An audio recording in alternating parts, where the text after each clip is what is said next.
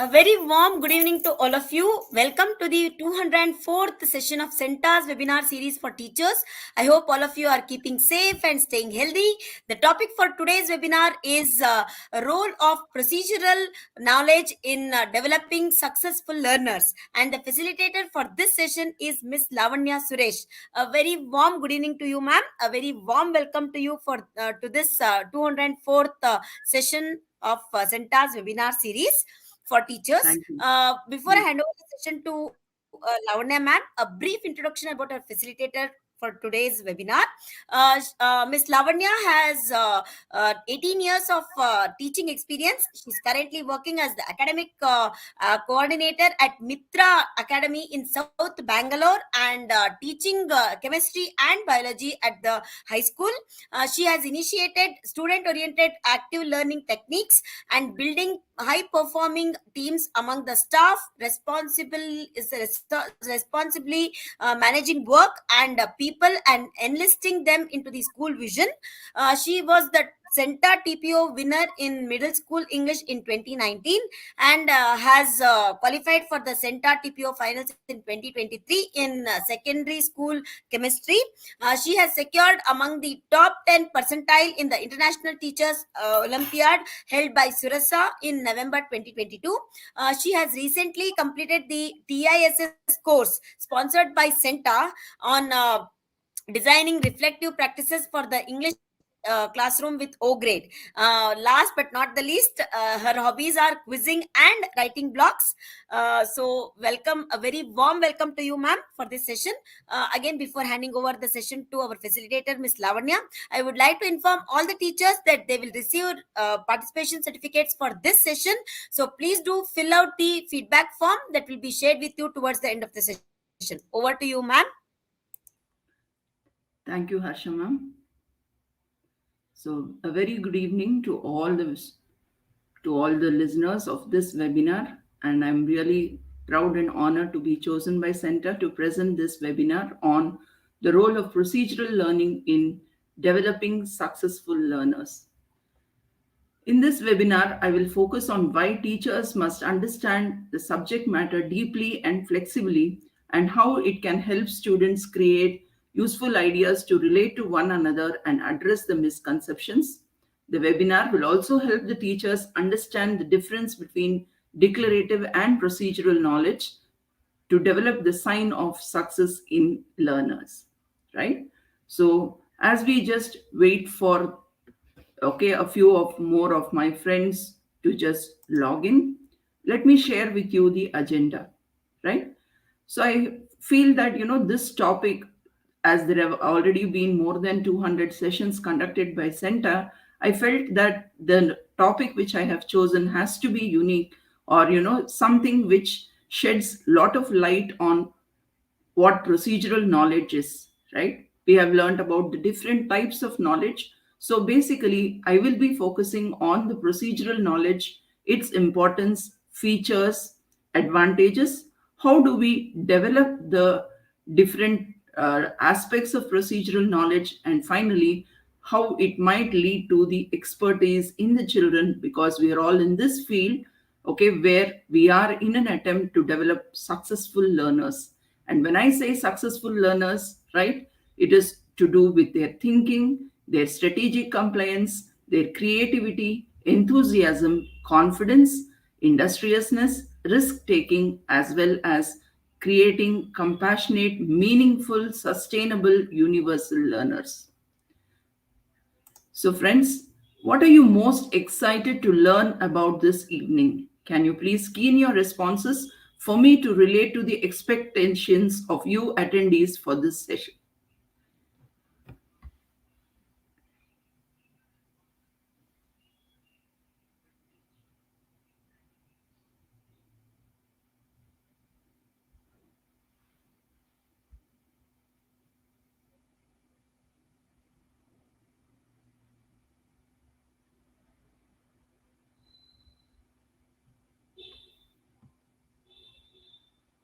Yes, Harsha ma'am, has the event been, can I see a few more responses, or are the Yes, ma'am. responses just trickling in?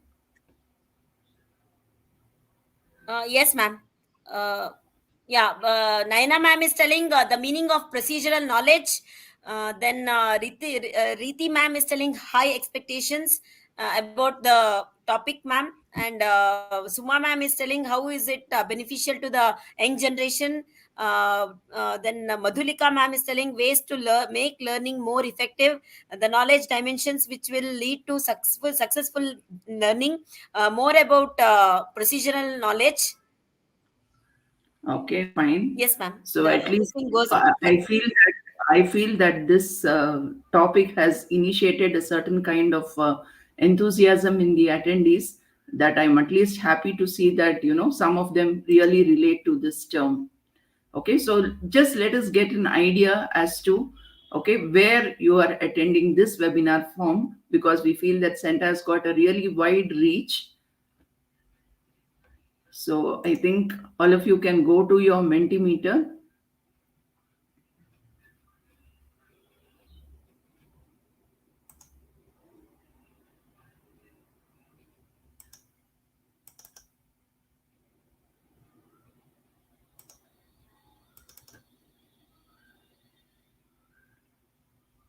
Yes, so as you type in, right, so I can read these responses in this Mentimeter cloud. Okay, the code is flashed in the chat box. It is 27399502.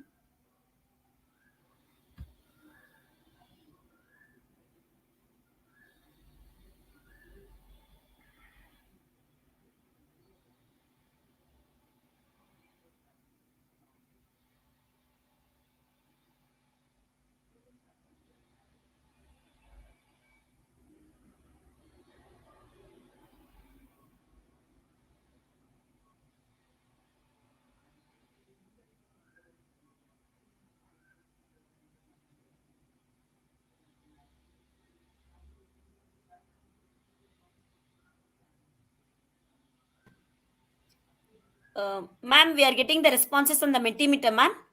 Yes, I am able to see it on my screen. Yes. So it's good to see that Center has got such a wide reach, and we have quite a few of you typing it even in the chat box. Yes, Tenali, Mumbai, Gujarat, Kanpur, Nasik, Chennai, Varanasi. Yes, yes. So let the responses keep trickling in while I move on with my session.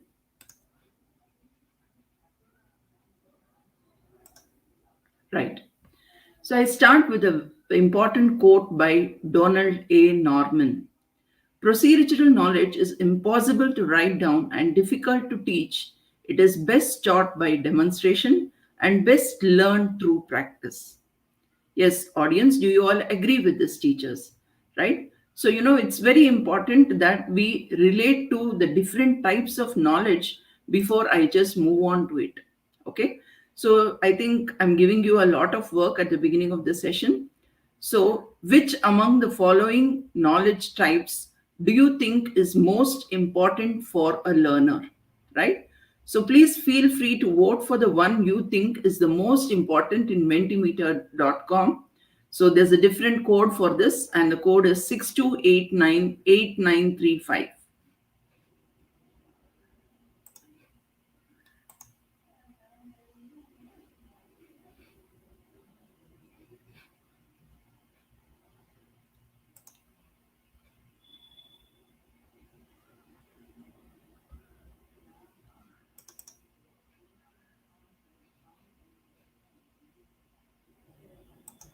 Okay, so the options, which among the following types do you think is most important for a learner?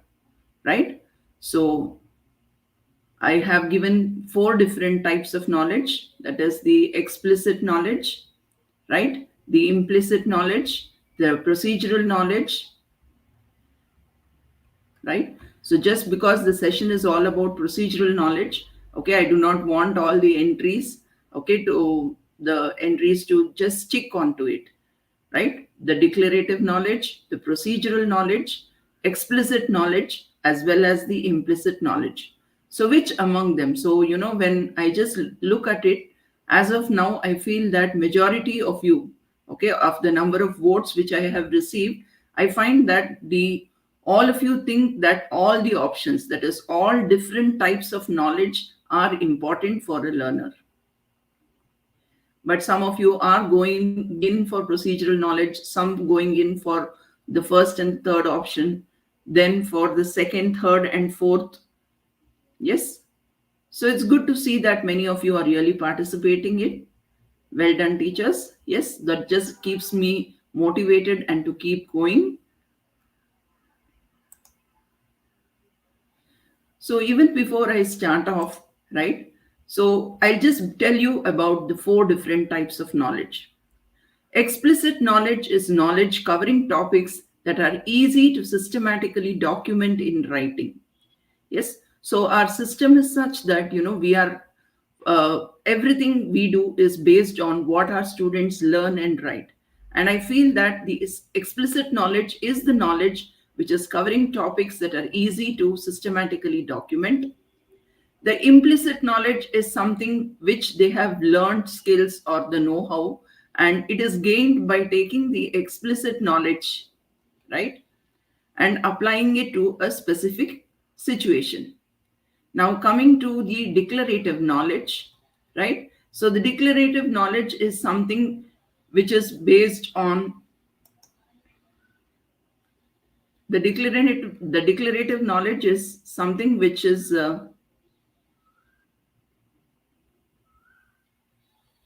which can be easily accessed and retrieved, whereas the procedural knowledge focuses on the who, what, where, or when of it. Then the procedural knowledge is less articulated and it is shown through action or documentation, which is maintained through the manuals. Yes, so now that we have understood that we have different types of knowledge, right? The different types of knowledge bases are all important because they provide different types of information that can be used to different situations. So, different problems and organizational settings rely on different types of knowledge. So, I'm not the one who's advocating that only the procedural knowledge is important because I've chosen that topic for my webinar. But I feel that, we basically need to ensure that all the different types of knowledge, yes, we can't do away with one and say that, this is not important or that is not important. So, as per your votes which you have given, also, I feel that all the four different types of knowledge are really important. And the focus or the stress is I have, because I've taken the procedural knowledge as the topic. Okay, so let us try to understand more about the declarative knowledge and the procedural knowledge. So declarative knowledge is something, wherein we focus on the facts, the principles. Yes, our educational needs are based on all of these. It's important for us to note that all the different types of information is important for the students, and it helps them to think. Okay, and these facts, without which, if it is easily forgotten, it is difficult for them to relate to it. And only focusing on declarative knowledge stifles the curiosity and discourages the independent problem solving and the strategy building amongst the students. When we compare this with the procedural knowledge, okay, we find that this coaching is more reliant. Okay, it makes the students self directed, flexible, open ended, progressive. So when I say declarative knowledge, I say that, something, the facts and things, unless you give them a mnemonic or you give them something which they associate it with, then it becomes easy for them. Whereas if we are really focused on the long term retention, then I feel that it's very, very important for us to focus on the process, because that is what yields creativity, helps them to reflect, promote the critical thinking and independent decision making. And teachers, you will all agree with me that we are in this field to ensure that our students are more creative. Yes, we are helping them to reflect on it, promote critical thinking and making decisions independently. So, what is procedural knowledge? Okay, now let me go down to the root of it, right? It comes from the root word, that is procedure, right? So when I say procedure, right, when you are talking about maths or when you're talking about an experiment in science, right, when unless I tell the students what they are expected to do, unless I model the procedure for them, they will not be able to relate to it. So this procedural knowledge is something which is focusing on the procedure, and it is also the know how knowledge, and it is the ability to exercise specific actions to solve a problem or perform a task. Now, when I say that this is a procedural knowledge, okay, I can tell a student there was this one incident, where the mother kept pampering the child and telling him, okay, this is the way you tie your shoelace, right? The child also, okay, is never paid any attention to it because the mother was always tending to his needs. Then one fine day when the child had to do it in school, he was finding it so very difficult. So it is just that, we are not focusing mainly on how to do this. How to do is something which is very very difficult for our students, and this procedural knowledge is all about the understanding of the how to of a certain situation, and it can be obtained only after constant practice. Now, suppose, if I have to learn to drive a car or drive a motorcycle, right? I go to numerous classes, I get an A grade, I do everything, whatever I want, I even have got the license. But if I do not have the experience of going to drive the car on my own without anybody's help, sitting the assistant who's there assisting me on learning how to drive a car, then it really becomes very very difficult. Okay, so we are basically focusing on the process. So, I have listed down a few examples of what is procedural knowledge to help you understand as to what it is. But firstly, let us understand that why it is very very very important. So most of what we learn as humans is only through experience. When we attempt to do something new, our brains are faced with a new problem. Once we figure out how to solve the issue or problem, then we can develop a sense of memory. In other words, when we face in other words, when we face the same problem again in the future, it is only then which will help you to figure it out.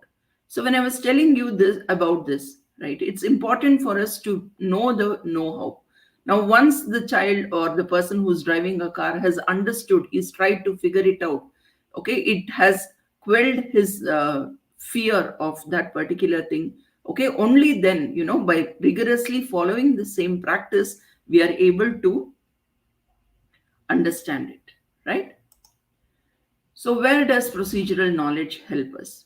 Okay, so, elicitation, when we are trying to elicit the answers from the students, okay, when we are trying to monitor them, when we are trying to give them a feedback routine, okay, of helping them relate to the concepts. Many a time students, they fail to understand the real reason behind learning, because they feel that, the real learning is for their own self. They are not able to relate to the fact that they are not doing well in the test to please their parents, to please their teachers. It is for their own self. So when we start inculcating this habit of self reflection, wherein they are able to relate to the concepts which are being taught, to help them check for their learning, to help them practice concepts, to help them reinforce their learning. Now, that is when procedural learning is something, which is very, very important for us to follow and inculcate this in our routine. So, as I was telling you, so the examples of procedural knowledge might include tying shoelaces, right? As the one example which I gave you, or riding any vehicle, operating a computer. Now, who would have thought 10 years back, okay, that the computer would have taken up such an important place? And we as teachers know the importance of this because prior to the pandemic, we all were definitely novices. But now, after this 2 years, we have basically learned everything about the operational systems on a computer, okay, or whatever we find it. Now, this whole process, okay, it became easier for us because we understood the that it's something which is indispensable and that we have to continue working on it to become a practice. And now anything on the computer, we are all able to do it in a jiffy. So other examples could be, say, playing a musical instrument, swimming. Yes. Now, how many, whether it is going to a chess class, whether it is going to a swimming class, if you know the theory, yes, that is only, say, around 20%, I would say. The remaining 80% is all about going into it, practicing, understanding it before we really understand as to how we are going to master that skill. So I gave you the general examples of procedural knowledge. Now let us go into the steps, okay, wherein we are trying to do this in our school life on a daily basis. Now, performing long division, right? Students would have come to standard 10, but still, when they are given a simple sum where they have to do a division, like in the calculation of molecular formula, the empirical formula, where, 2 digit, 3 digit divisions, it becomes so difficult for them. And unless the numbers are given to them vertically, they are not able to add. Now, all this is because we have just tuned them to the age old system where they are always doing things in one particular order. So when we are basically helping them different ways of understanding, then it really becomes it's really becomes easy for the students. So whether it's performing long division, reading from a contour map, okay, editing a composition for overall logic. Now, we as teachers, okay, we when we set out reading out the composition of students, right? So it's important for us to basically list out all the points. Now, how do we go about doing it in a regular class? We basically ask the students to come up with points. Okay, we draw mind maps. We draw the ones which are closer, okay, to the map, and then the tangential mind maps, whatever the clouds which we draw, they're all interlinked so that there is a flow. Now, when we are teaching our students to write, right? So they have collected information, they have organized it, they have developed the content, they have edited it, and finally, when it comes to reviewing, right? So when they edit it, okay, they go by behind the overall logic. And when they do this editing part, okay, that is when they realize that how important it is to follow the overall how important it is for them to overall understand as to how we are able to do this part. Then sounding out an unrecognized word while reading, right? So these are some examples of where the procedural knowledge could be used in school. I've just listed a few of it. So now, as we have understood as to what a procedural knowledge is, that is focusing mainly on the procedures, now can you just think and tell me which part of the teaching learning process can the procedural knowledge be applied in the classroom? Okay, so I have a few images here. So the first one is basically helping the child to think. Now, we all have a basic thing wherein, we test their previous knowledge. Okay, we introduce the topic to them and then we help the child elevate it, okay, with our thoughts, helping them to build more things. That is when we take up the topic, we explain, add in more details. Okay, we are giving the assessment to the children in the class during the teaching learning process so that they are able to relate to it. And finally, the double arrow mark, it indicates that, the process is two-way. What the teacher has decided to tell the children and whether the children have been able to assimilate all that. So this, the teacher is going to do it, okay, in the recap session. So where, according to you, which part of the teaching learning process? Is it in the introduction? Is it in the development of content? Is it in the teacher activity, the student activity, or is it in the closure or the conclusion? Now, in which part of the teaching learning process can procedural knowledge be applied in the classroom? Can I have in a few more views?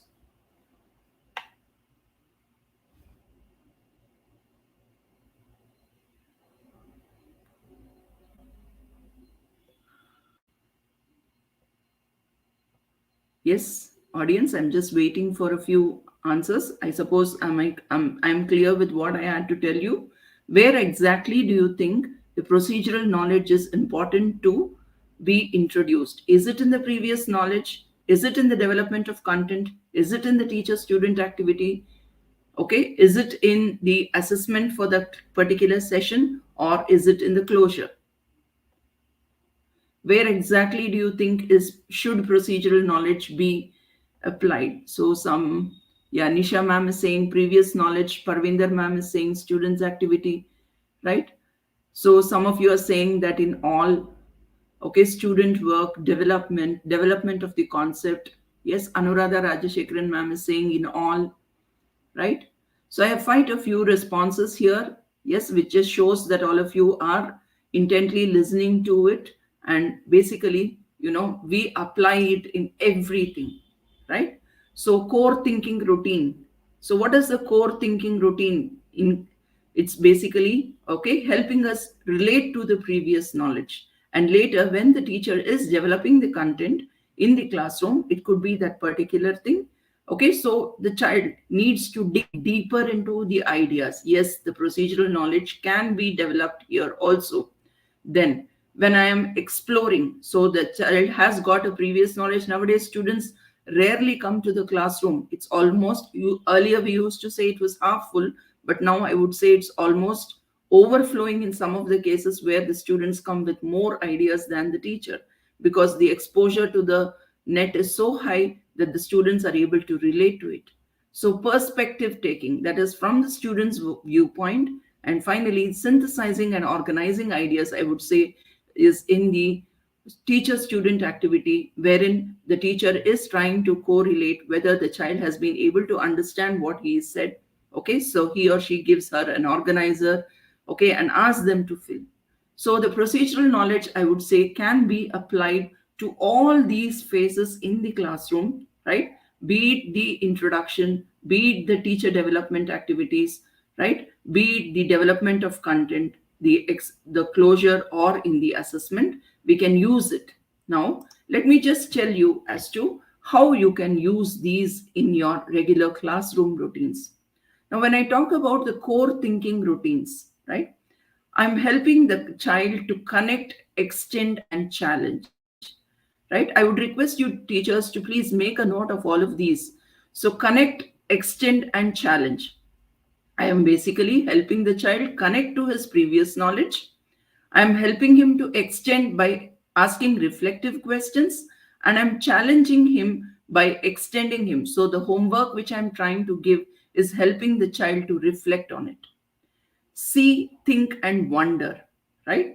So when the child is observing things, okay, within the classroom, around him, in nature, the way he tries to interpret it, the type of knowledge sessions which I'm having in the class, which is helping him to stimulate his curiosity. So all of these come under the core thinking routines, where I'm trying to help the child understand and extend his knowledge. Now, when I say digging deeper into ideas, beauty and the truth, okay, so learn about an issue, seek truth, clear misconceptions. So it could be literature, or it could be in English or any of the languages, right? It could be any principles in physics or principles in geometry which I'm trying to help the child relate to. Yes. So, first and foremost, is I'm trying to learn from him what the issue is all about, helping him see clear information so that his misconceptions are cleared. Another way is think, feel, and care. Yes. So, in this method, I'm basically trying him to foster perspectives, raise questions, draw assumptions.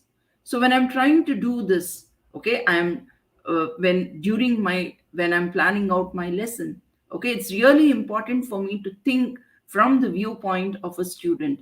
Imagine the teacher to be in the shoes of that 12-year-old or a 14-year-old whom I'm trying to think. So let us try to make the concept clearer to him in such a way, okay, that he is able to, dig deep and find out solutions for himself, rather than us giving us all the information to the student, because information is readily available.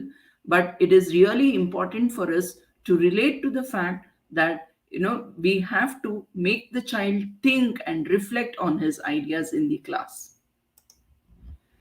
Then when I say introducing and exploring ideas, right? So it's not that it's always the teacher who is the saint in the class who knows everything. No, I'm stepping in, I'm just giving him the ideas, okay, so that he is able to relate to what he is expected of it.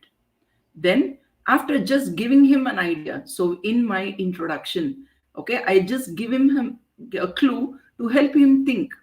Then I just step back as a teacher, step out, and help the students interact among themselves. And when they interact among themselves, that is when they try to find out. Another thing I've listed here is lenses. So, what is the lens basically used for? Right? When we are not able to basically see and understand. So, what do? I look at it, I use a lens to magnify. Yes, but in the lens, again, I'm able to see only what I want to see, right? Then it gives me an idea to probe on what I see and help me to reflect. So these are ideas, teachers, which will really help you understand and help the students learn, take up the ownership for their learning. Now, perspective taking, okay, so whether it is history, whether it is geography, right, or whether it is English, when we are talking about short stories, how is it the stories which were written ages ago, centuries ago, how are they relevant even today? Now, unless I'm able to draw a corollary and tell them what are the positive aspects of that part which I'm going to take forward in my generation, okay, that really helps the students understand. Yes, same and difference, case from my perspective and that of the world. Okay, when we are basically teaching them empathy. Yes, in this world where we feel that, the human relations is very, very important, and it's important for us to focus on the values in the class. So when we are talking about same and different, yes, now please imagine your condition and that of the child who doesn't have it, or always think of it in the sense that, when one person is able to relate to it, okay, why not think of the positives, why not think about our blessings and focus on that in the same manner.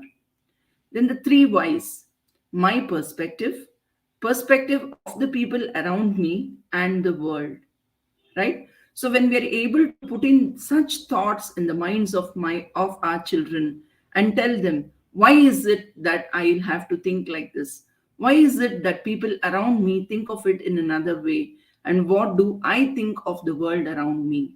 So when the child is able to relate to it, yes, it's very, very important for all of us to relate to the fact that, the it's very important for the students to relate to the fact that, people living in glass houses should not throw stones at the others. Okay, so it's important for them to relate to the fact from another perspective. And when we teach the students about perspective taking, that is viewpoint from their end and from another end, that is when our students will be able to relate to the know-how of things. Then coming to synthesizing and organizing ideas, the four C's.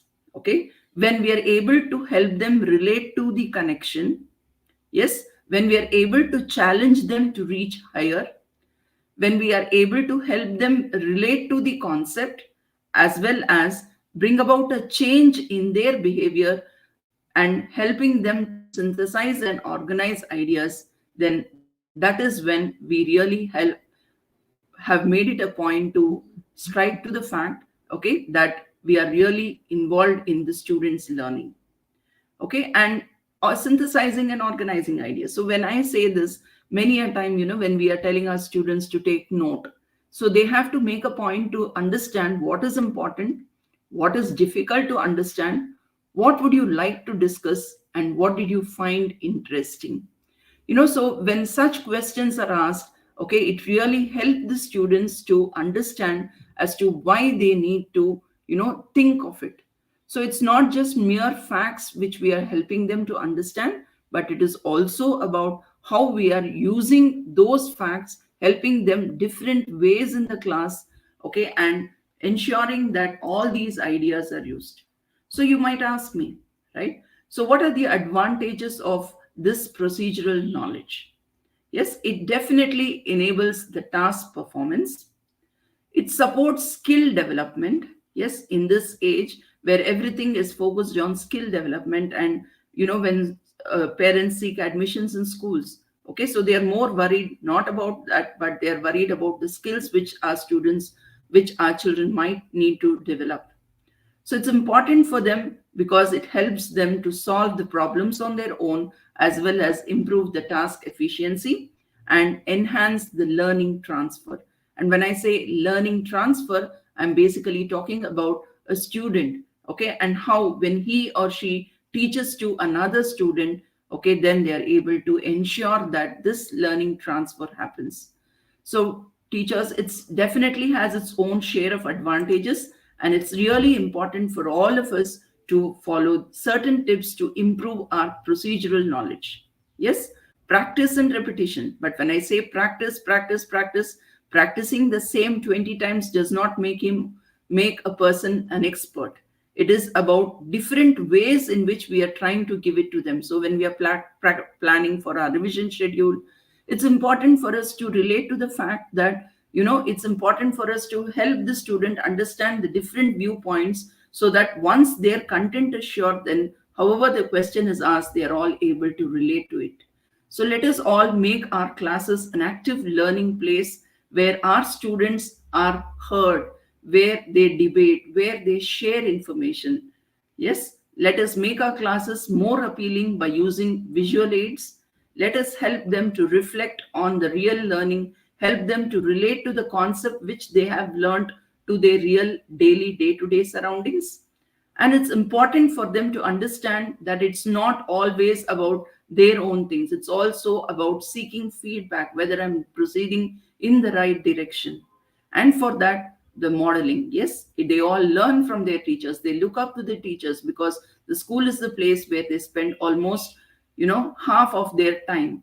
And it's really an area of collaboration, and the teachers scaffolding things wherein they try to teach the learners as to how to develop from simple to complex. So the relationship. So practice and repetition helps the students perform tasks and actions that require a great deal of procedural knowledge, which is acquired through practice and repetition. It helps the students perform tasks more accurately, efficiently, and with greater flexibility than individuals with less experience. So, as individuals become experts in a particular domain, they may develop new procedural knowledge through experimentation and innovation.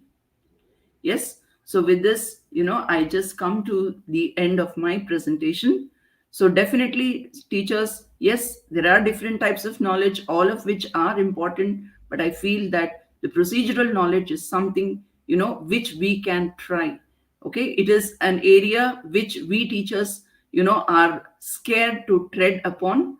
Hopefully, my session would have given you some insights, and it will really help us, because our students will definitely benefit if we teach them the process, because the results is what the parents and the school is very very focused on. But if we focus on the procedure which our students need to follow to achieve that goal, yes, I feel that we will really be satisfied with our profession if we follow all these things. Okay, so can you key in your questions in the chat box for me to answer? Scaffolding. Yes. So Smriti Puja ma'am said, what is scaffolding? So scaffolding is basically, a technique wherein we move from the simple to the complex, wherein we are trying to help our students relate to the fact, okay, that, you are not all alone. We are giving you the different steps, okay, so that it will help you reach your goal.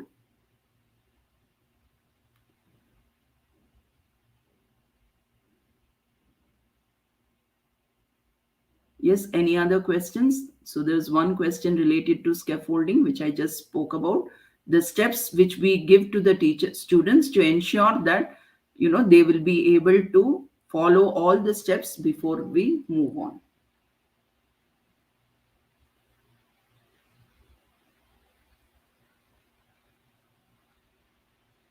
Yeah. Handhold, yes, that's also a simple terms. Is it possible to change the learning pattern in teenagers? I wouldn't say that it is totally difficult to change. Yes, they are used to it, but we can definitely try. Nothing is, you know, nothing is difficult if we make an effort to try.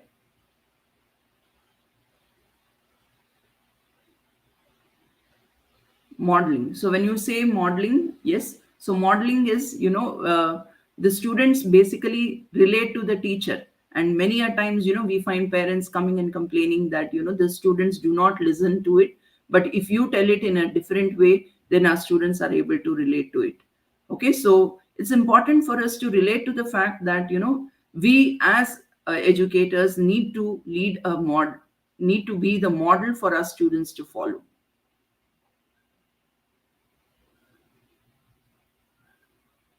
Do I have any other questions? Have I missed anything, Harsha ma'am? Is it necessary to give Uh, homework after the uh, lesson is being yes. taught in the class?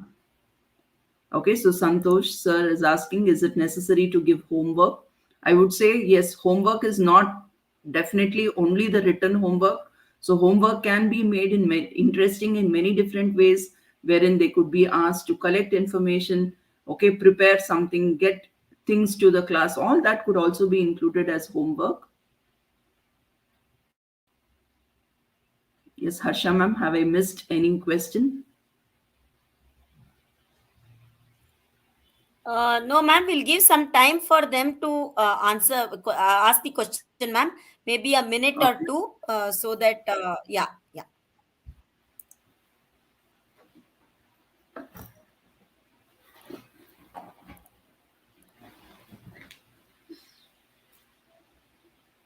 Ma'am, Shikha ma'am is asking how it helps to reinforce or make students curious.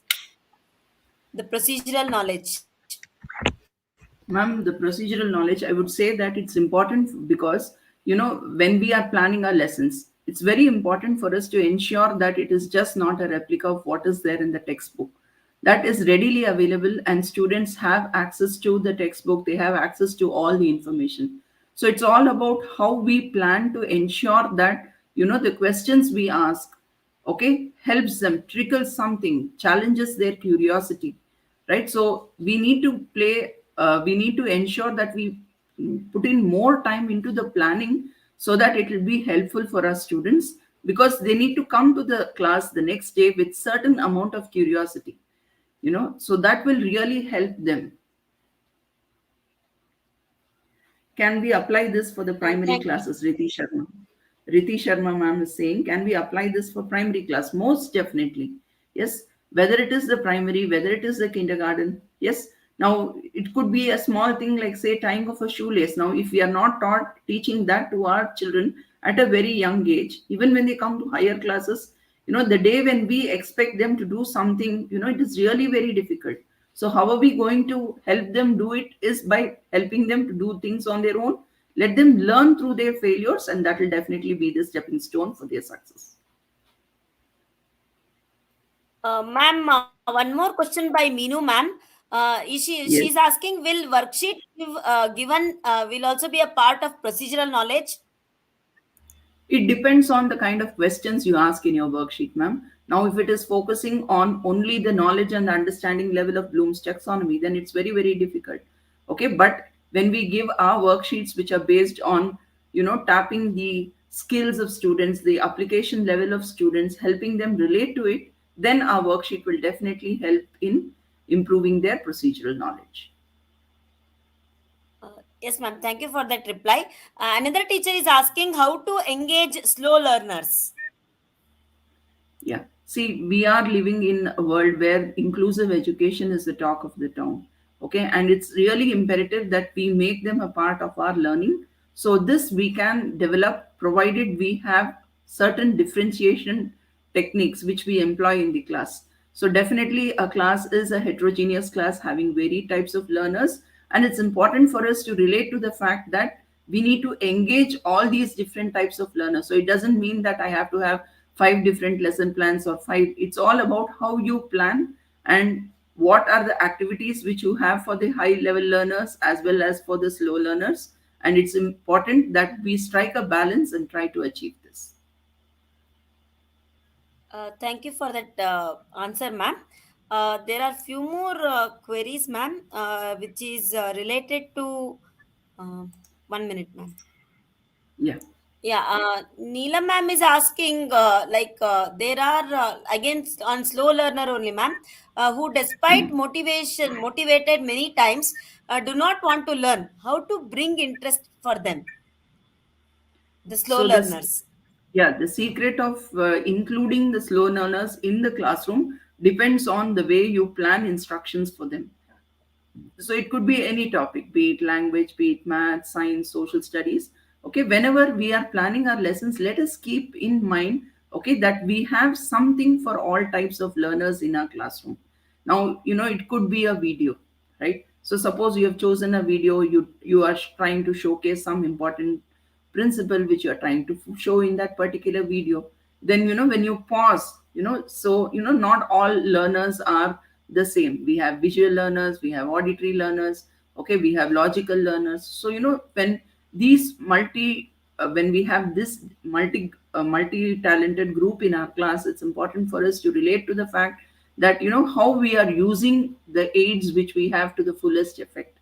Okay, that's really very very important. So by just showing a video and pausing it and trying to take questions and helping them to become more curious about the topic, that would really help. Yes, ma'am. Thank you for the reply. One of our teacher, Mr. Mohan sir, is asking for you to show the difference between the declarative knowledge and the procedural knowledge, ma'am. If you could please reshare that, I mean, show it to our audience. Yes, ma'am. Yeah. And if you Yeah, could so this was. explain, explain again, ma'am. Yeah. Sir, declarative knowledge is basically mainly focusing on facts, principles. It's all about the information which we have to teach the children. But when we try to develop a mnemonic, okay, and try to help the child form connections between these different words, we are basically helping the child relate the concept. Okay, so when I say declarative knowledge, it's mainly instruction.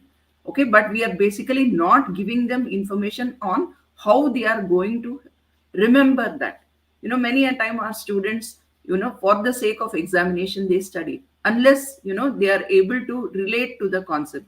Now the day after the exam, when you ask them the questions, they will not have the answers. They said, ma'am, I've done wonderfully well in my exam. So their learning is mainly focused on examination, not on the real intention. So when I'm teaching them the process by which I'm helping them recall those information, yes, I'm making my learners self-directed, flexible, open-minded, and progressive. So that dependency on the teacher, which we felt in the declarative knowledge, now has become progressive. And what they easily forget, okay, the kind of principles or the facts or the numerical, whatever the equation, if we are giving them easy ways of remembering, that is going to definitely help them in long term retention. So when a child is just memorizing facts, yes, so it is only stifling his creativity and his independent problem solving skills. He is only focusing on practice, practice, practice. If he feels that he is going to write the same definition for 20 minutes, 20 times, if he is able to solve the sum for 10 times, if we think that that is the way of learning, then we are definitely wrong. So we need to help the child reflect. We need to help him think and make independent decisions, help him to solve things on his own so that he is able to relate to the know how of things.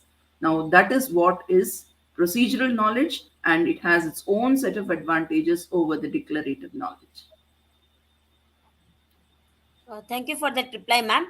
Parvinder, ma'am is asking how to create interest in the language, whether it is regional language or maybe official language, that is English or Hindi or whichever language, ma'am. Okay, so when we are talking about languages, we are not focusing only on the content. We are focusing on the expression skills. So if I am teaching him a prose lesson, if I am teaching him a poetry, this could be in English, this could be in any of the languages. So my focus is not only on the sentence. Yes, grammar is important, Yes, sentence structure is important. All that is fine. But here, when I try to make the child understand as to how it is valid, okay, what is the theme, what is the message, the takeaway, how is it going to affect you in your real life? Now, that is what I'm trying to help the child develop. So it's important for me to relate to the fact that, I'm going to help the child understand why he is reading a Shakespearean novel which was written centuries ago. Why is he able to? Why? How is it so relevant even in today's times? Yes. So when I'm teaching them equations, many a time students ask me, "Ma'am, why should I learn this? How is it going to help me in my real life?" Okay, so in languages also it's important for us, for the students to understand that, language also is an essential part, it is an integral part of it. Now we are focusing more on the reading and the writing part.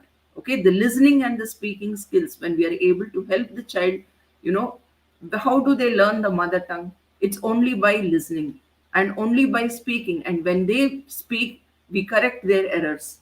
So we need to plan a lot of activities for learning and speaking along with reading and writing, which has always been our main focus, to ensure that the students are more interactive. Okay, and we create that. Okay, it should be that the language classes are an extension, okay, wherein they are able to speak, communicate from their heart. So that will really help infuse some life into our language classes. Yes, ma'am. Thank you for that reply, ma'am. We have another three, four questions. I'll go with ahead with a few questions, ma'am.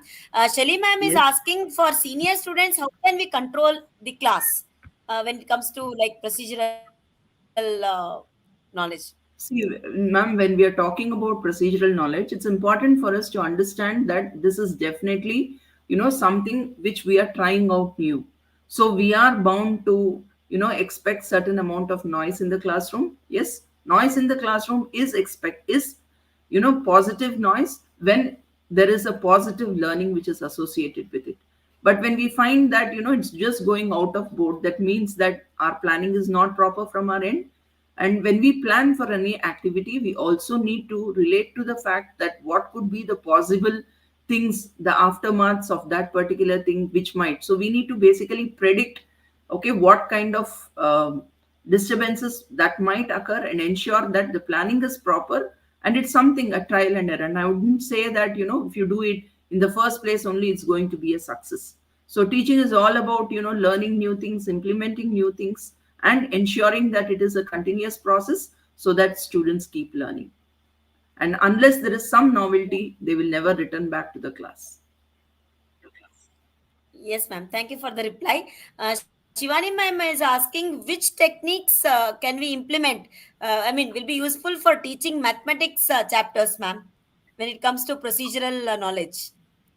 So procedural knowledge, yes. Well, so as I told earlier, okay, mathematics is not about solving the same thing 20 different times, right? So when as they go to higher classes, it could be the trigonometrical ratios. Now there are so many different tips and tricks which are shown, which will help them to relate to the memory. Now instead of telling them what is sine 30, sine cos, tan, different angles, there are so many different mnemonics which have come, which are helpful to the child to help them remember, right? It may be ad hoc, but there's nothing like a tried and tested formula. It's only by trial and error that we keep learning things, and it's important that we keep doing the same. So the teacher is Yes, ma'am. also Thank you a for that curious. reply. The teacher Yeah. and students both have Yes, to be ma'am. curious learners. Yes, ma'am. Gitapriya ma'am is asking what are the good ways to appreciate the primary children and motivate them to do a few more activities, or how on time, how to do these on time, make them So do these on time. yeah, we have learned in our B.Ed classes about Maslow's law of motivation, right? So there is both intrinsic motivation as well as extrinsic motivation. Now, I would say in smaller classes, okay, if you tell them you're going to give them a star, you're going to give them a chocolate, the child will be interested to do it. But as they come to higher classes, this differs. So, as primary teachers, we also need to develop the fact that motivation is always not extrinsic and associated with a reward, but we need to make the students understand that it is for their own good, for the love of learning. Okay, when we inculcate this into our students' minds, then it will definitely work wonders, ma'am. Thank you for the reply, ma'am. Uh, just waiting for a few more questions, ma'am, from the participants. We'll give a minute or 2 minutes for the audience to type in their questions, ma'am. Sure, sure. Lot and lots of appreciation for this session, ma'am. For you Thank you, also. thank you. So this is my first webinar. I was really apprehensive, but the kind of feedback is really motivating me. Ma'am, one more question. Suma ma'am is asking, can you please give hints for kindergarten children with Okay. respect to procedural knowledge? See, in kindergarten, nowadays we are all following the Montessori method where nothing is taught forcefully to them. And in fact, I'm really surprised at the way the kindergarten teachers are really teaching our students, wherein the age old method of, how it was 30 years back, 40 years back when we were in the kindergarten, that method is definitely not being followed anymore. And even if we follow it, okay, no, nobody is going to be really interested. But the kind of work the kindergarten teachers are doing to help the children become independent, yes, the first and foremost thing in kindergarten which we always look up to is the feeling of independence, the feeling of trust. Okay, now that when it is built between the teacher and the student, that is the first step. Then later, whatever you teach them, it could be the skill acquisition. Yes, so it could be the gross motor skill. So they really look up to their teachers and they learn from them. And when we are giving them such a vast repertoire, then it's really very very easy for them to adapt to the new situations. So in short, Thank I you would for that just reply, like ma'am. to I Yeah. just would Ma'am, like one more to. question, ma'am, from Lakshmi, ma'am. How to Yeah. create interest in the social science to the students? Are there any procedural knowledge or any procedures for that? Ma'am, social studies, whether it's history, geography, economics, in primary classes or in higher classes, when they're able to relate to as to why they need to study, okay, what is it in that particular age, in that particular era, okay, how is it that, whether it be the coins, whether it be the architecture, the planning, the town planning, so those are important aspects which we look up to it even today, right? So however were ancestors, how did they do it, right? It could be from the various civilizations. So basically when we try to build helping them connect, okay, that is when we develop that sense of curiosity in the children and help them relate that those abstract concepts whatever they learn, okay, unless they relate to it in their present day life, they will never find it interesting. So civics learning, geography learning, yes, all of this are all interconnected to their everyday experience. So irrespective of the subject, okay, if we develop, then it's really important that our students will definitely do wonders. So in short, I would just summarize by saying Yes, that. ma'am. Santosh, yeah, ma'am. Santosh sir is asking, can we engage children in the outdoor activities like nature walk and other activities, ma'am? See, Will if it your come school under? campus is, ma'am, if your school campus is big, they can definitely do that. Yes, I would have loved to teach biology in an open ground, where we are able to help them relate to that. It would really be interesting. But due to lack of space and constraint in city areas, okay, it's really difficult. But most definitely you can do it. Even teaching poetry in nature is acceptable. The children really love to just get out of the classrooms and blend with nature. So I'll just summarize the session, Harsha ma'am.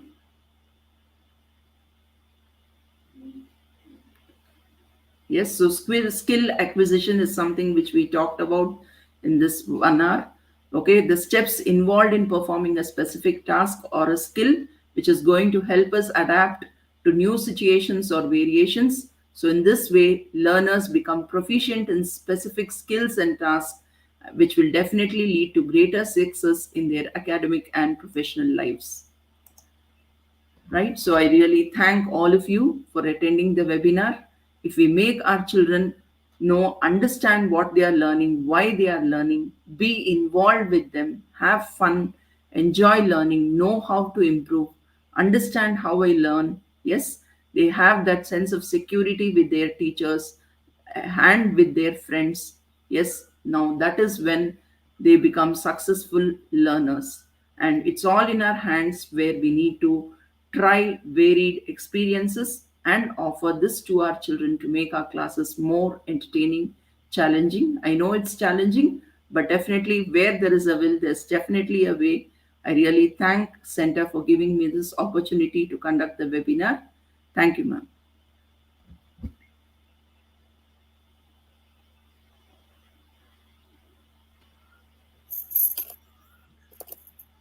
Thank you, ma'am, for a very engaging and informative session for our community of teachers. I'm sure that our teachers have got a lot and lot of takeaways from this session. Thank you so much, all the participants, for engaging with us today. To register for more such upcoming webinars, please visit my center. Thank you to all the participants, and thank you to you also, ma'am. Yeah, thank you.